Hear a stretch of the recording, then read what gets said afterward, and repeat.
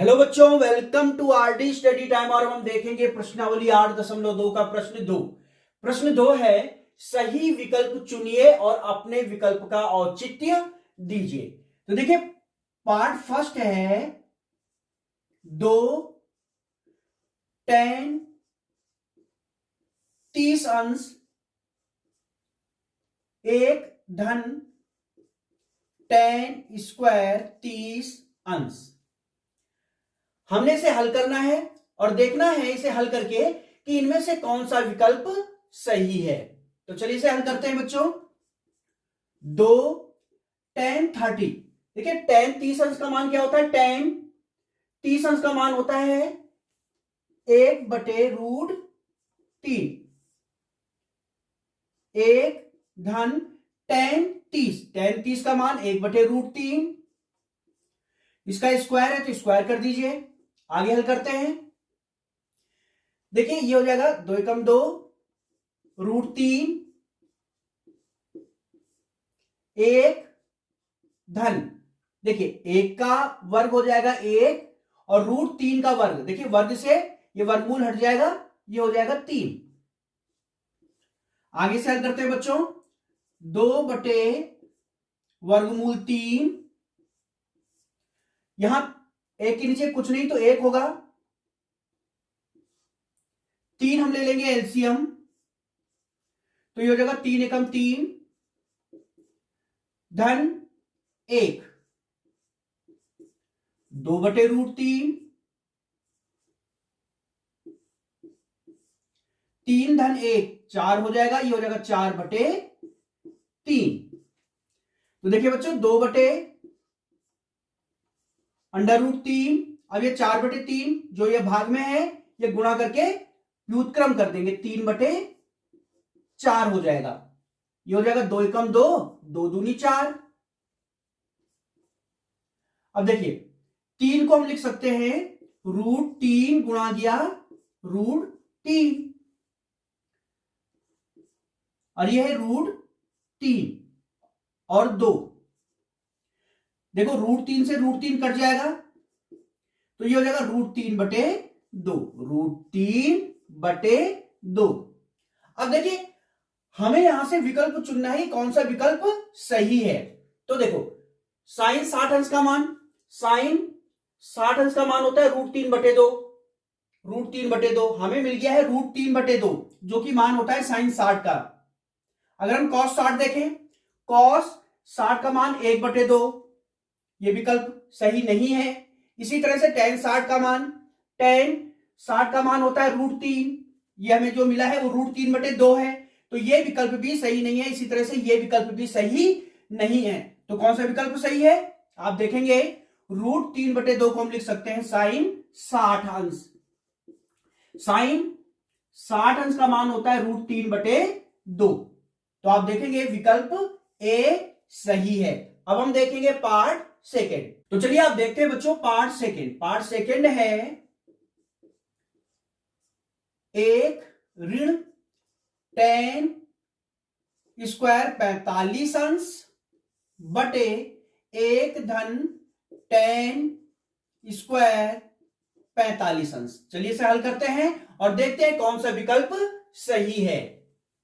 1 ऋण, भाई tan 45 अंश, tan 45 अंश का मान होता है 1 और इसका वर्ग है तो वर्ग कर दीजिए। 1 धन tan 45 का मान 1 और इसका वर्ग है तो कर देंगे इसका वर्ग, और देखते हैं हल करके क्या मिलता है। 1 ऋण 1 का वर्ग 1 होता है, 1 धन 1 का वर्ग 1 होता है। आगे हल करते हैं। 1 ऋण 1 ये तो 0 हो जाएगा, और 1 धन 1 ये हो जाएगा 2, और 0 बटे कुछ क्या होता है 0। अब देखें कौन सा विकल्प सही है, तो आप देखेंगे विकल्प डी सही है।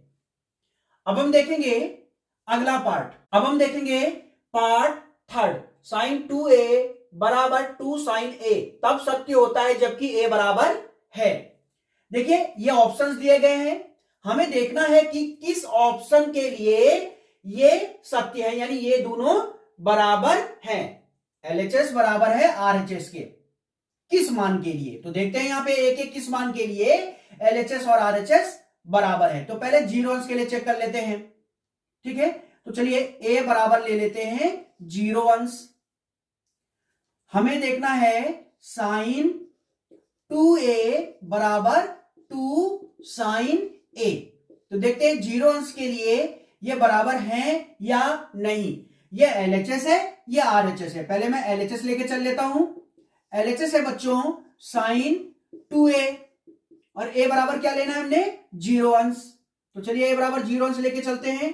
साइन 2 a क्या है 0 अंश, साइन 2 गुणा गया 0 क्या हो जाएगा 0।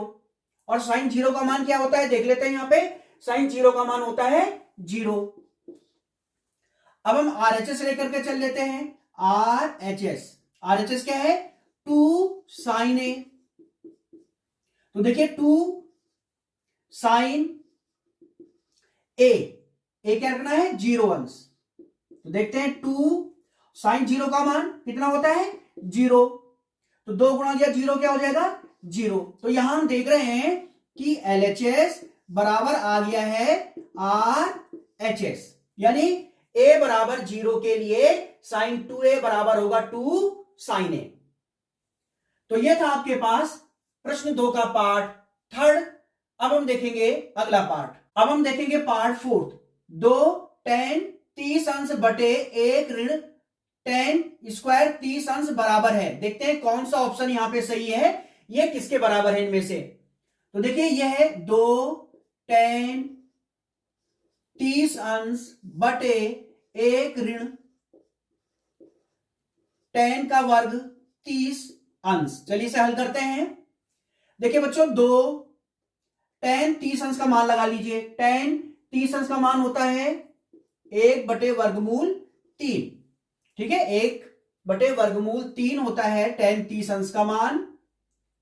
1 ऋण tan 30 अंश का मान 1 बटे वर्गमूल 3 यानी 1 बटे रूट 3, और इसका स्क्वायर है तो स्क्वायर कर देंगे बच्चों। आगे से हल कर देते हैं। 2 एकम 2 अंडर रूट 3 यानी वर्गमूल 3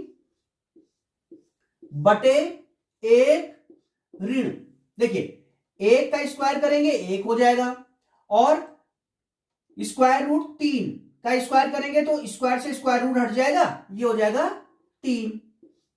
आगे से हल कर लेते हैं बच्चों। आगे हल करने के लिए 2 बटे वर्गमूल 3 यहां एलसीएम ले लेंगे, ये हो जाएगा 3 एकम 3 ऋण 1। आगे हल करते हैं इसे 2 बटे वर्गमूल 3 यानी रूट 3, और ये भाग में है तो इसे गुणा करके व्युत्क्रम कर देंगे। 3 ऊपर आ जाएगा और 3 ऋण 1 यानी 2 ये आ जाएगा नीचे। देखिए 2 से 2 कट जाएगा बच्चों। 3 को हम लिख सकते हैं रूट 3 गुणा गया रूट 3, रूट 3 गुणा गया रूट 3, रूट 3 का स्क्वायर यानी 3 हो जाएगा। तो 3 को हम लिख सकते हैं रूट 3 गुणा गया रूट 3 और बटे में है रूट 3। अब देखिए रूट 3 से रूट 3 कट जाएगा और हमें मिल जाएगा रूट 3। अब देखेंगे इनमें से कौन सा ऑप्शन सही है। तो देखिए रूट 3 cos 60 अंश का मान होता है क्या, देखिए cos 60 अंश का मान होता है 1/2, तो ये तो नहीं सही है। बी वाला देखें साइन 60 का मान होता है रूट 3/2, ये तो रूट 3 है, ये ऑप्शन भी सही नहीं है। tan 60 देखिए tan 60 अंश का मान होता है रूट 3, हाँ देखिए रूट 3 किसका मान होता है tan 60 अंश का मान, तो ये ऑप्शन सही है। आप रूट 3 की जगह पे लिख सकते हैं tan 60 अंश का मान होता है अंडर रूट 3, तो ऑप्शन सी सही है। अब हम देखेंगे अगला प्रश्न।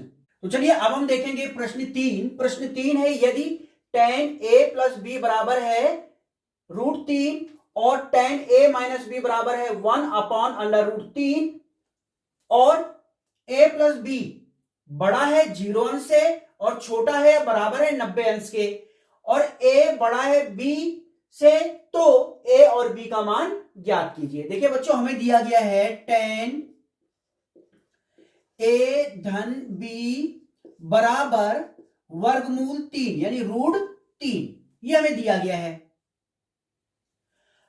तो देखिए यहां से tan a प्लस b बराबर, अब ये देखें कि भाई √3 tan कितने अंश का मान होता है, तो देखेंगे √3, ये देखिए tan 60 अंश का मान होता है, tan 60 अंश का मान होता है √3, ठीक है, tan 60 अंश का मान होता है √3।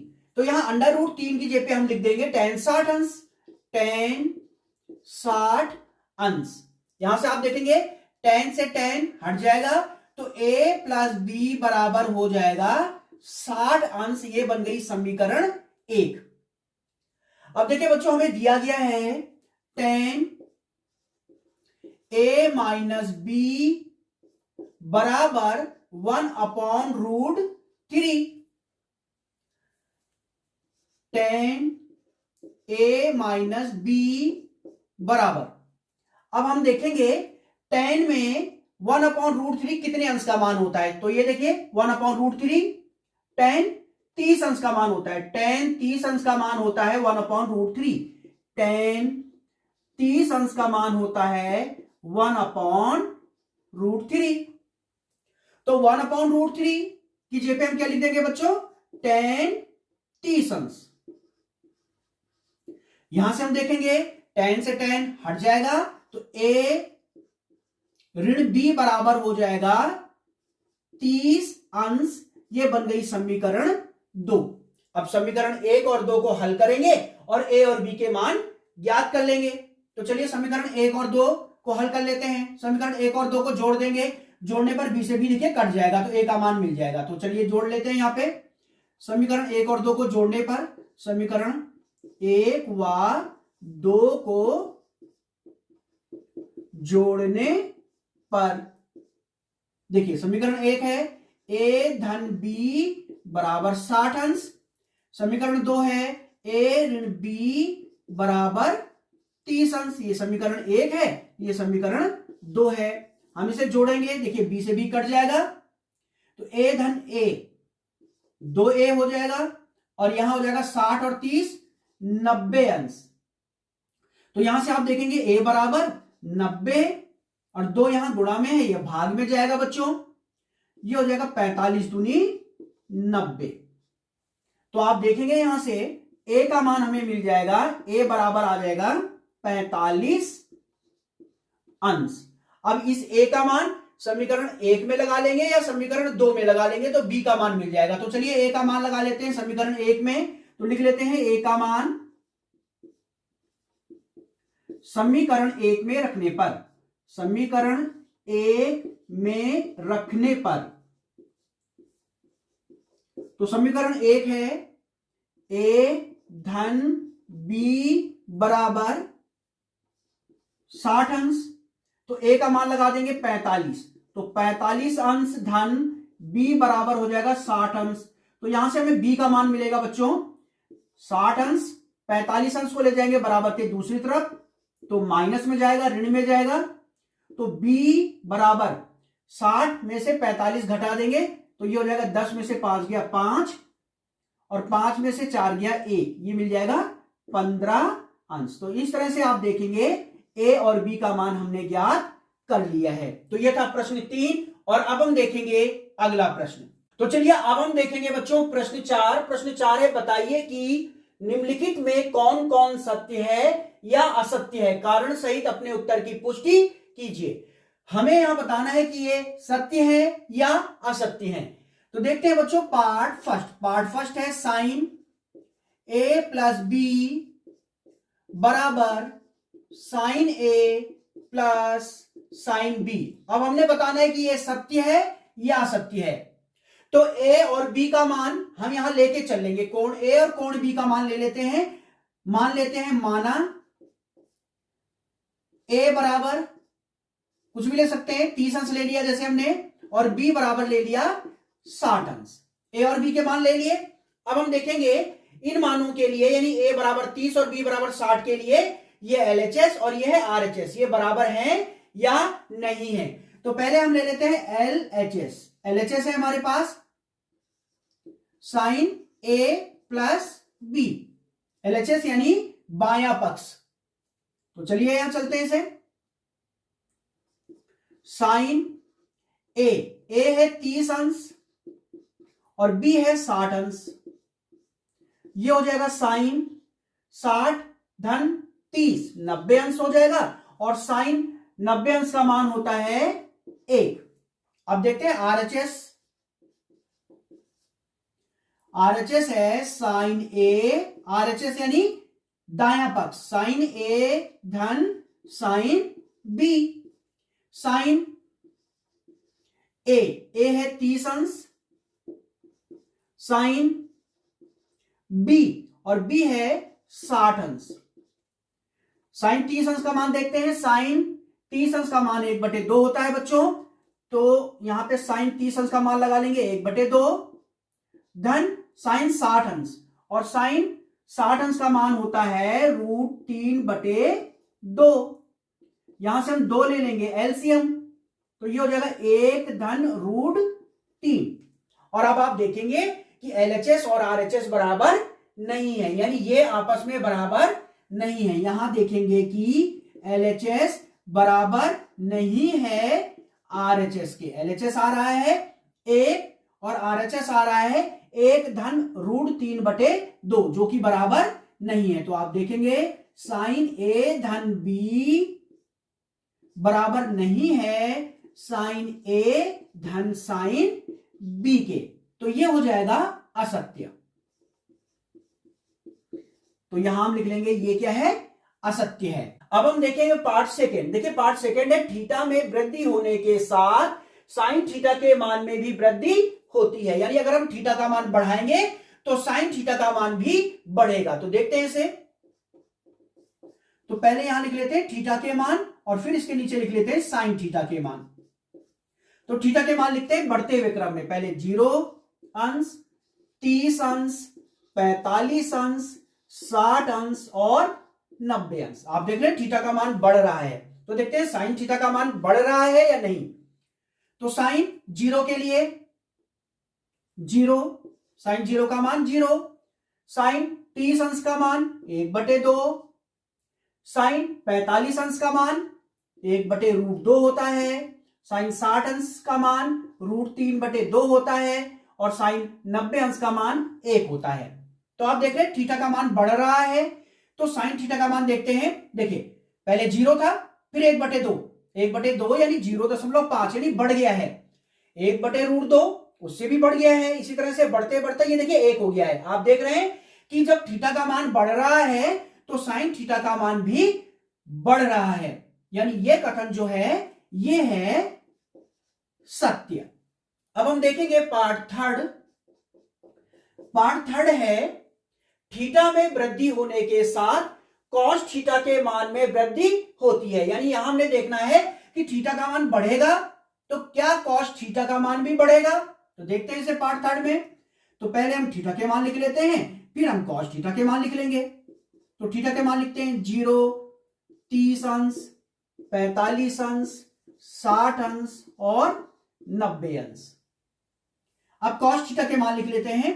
देखिए कॉस 0 अंश का मान 1 होता है, कॉस 30 अंश का मान √3/2 होता है, 45 का 1/√2 होता है और 60 अंश का मान 1/2 होता है और ये 90 अंश का मान होता है 0।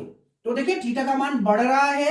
अब देखते हैं कॉस थीटा का मान बढ़ेगा या घटेगा। देखते हैं पहले मान क्या था 1, फिर हो गया है √3/2। √3 का मान क्या होता है 1.732/2। तो इसमें जब 2 का भाग करेंगे तो ये तो 1 से छोटा हो जाएगा। ठीक है, पहले मान 1 था, फिर 1 से छोटा हो गया, फिर और छोटा हो गया और छोटा हो गया, लास्ट में क्या हो गया 0। तो आप देख रहे हैं कि जब थीटा का मान बढ़ रहा है तो कॉस थीटा का मान बढ़ नहीं रहा है, घट रहा है। तो ये कथन क्या हो जाएगा असत्य। तो ये कथन है बच्चों असत्य। अब हम देखेंगे अगला पार्ट, पार्ट 4। तो देखते हैं पार्ट 4। थीटा के सभी मानों पर साइन थीटा बराबर कॉस थीटा, यानी थीटा का मान कुछ भी ले लो, साइन थीटा और कॉस थीटा बराबर होते हैं। तो चलिए देख लेते हैं इसे। पार्ट 4 हम ले लेते हैं थीटा का मान जीरो ले लेते हैं, जीरो अंश। तो देखते हैं साइन थीटा और कॉस थीटा बराबर होते हैं कि नहीं। तो देखते हैं, सबसे पहले साइन थीटा निकाल लेते हैं, यानी साइन जीरो। तो साइन जीरो का मान क्या होता है, साइन जीरो का मान जीरो होता है बच्चों। अब हम कॉस जीरो अंश का मान निकाल लेते हैं। कॉस जीरो अंश का मान 1 होता है। आप देखेंगे जीरो अंश के लिए साइन थीटा और कॉस थीटा बराबर नहीं है। जीरो अंश के लिए थीटा का मान क्या रखा, जीरो अंश। तो जीरो अंश के लिए साइन थीटा बराबर नहीं है कॉस थीटा के, यानी ये है असत्य। अब देखते हैं पार्ट फिफ्थ। तो पांचवा पार्ट है, ए बराबर जीरो पर कॉट ए परिभाषित नहीं है। ए बराबर जीरो पर कॉट ए का मान देखते हैं, कॉट ए, ठीक है, यानी कॉट ए का मान लगा ले जीरो। तो कॉट जीरो अंश का मान देखते हैं। तो चलिए देखेंगे यहां कॉट जीरो अंश का मान। तो कॉट जीरो अंश का मान होता है अपरिभाषित, ये लिखा हुआ है नॉट डिफाइंड, यानी डिफाइंड नहीं है, अपरिभाषित होता है कॉट जीरो अंश का मान। तो ये लिख देंगे अपरिभाषित, ये होता है अपरिभाषित। तो देखेंगे कॉट जीरो अंश का मान अपरिभाषित होता है, और यहां बताया गया है ए बराबर जीरो पर कॉट ए परिभाषित नहीं है, यानी अपरिभाषित होता है। तो ये कथन है सत्य, ये कथन होगा बच्चों सत्य। तो ये था प्रश्न 4, और ये इस प्रश्नावली का लास्ट यानी अंतिम प्रश्न था। तो अब हम देखेंगे अगली प्रश्नावली।